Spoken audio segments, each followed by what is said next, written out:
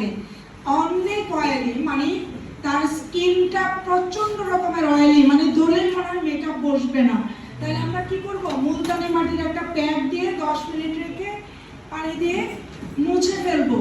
আর যদি সুপার লেভেলের ড্রাই থাকে, অনেক ড্রাই, একদম চামড়া ফুসকি ফুসকি উঠছে, সুপার অয়েলি যেটা, সেটাতে মুলতানি মাটির প্যাক দিব।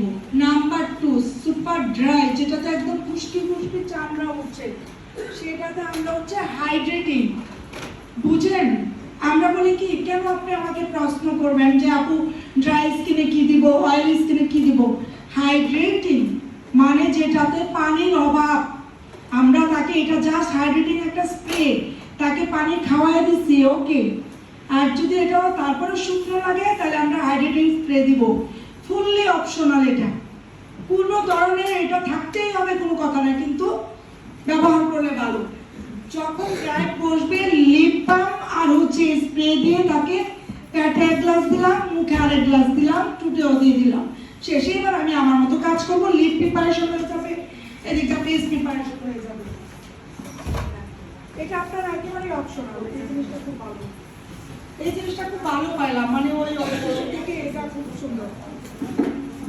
আমরা নন বিউটি ওয়েট ওয়াইপস ইউজ করি।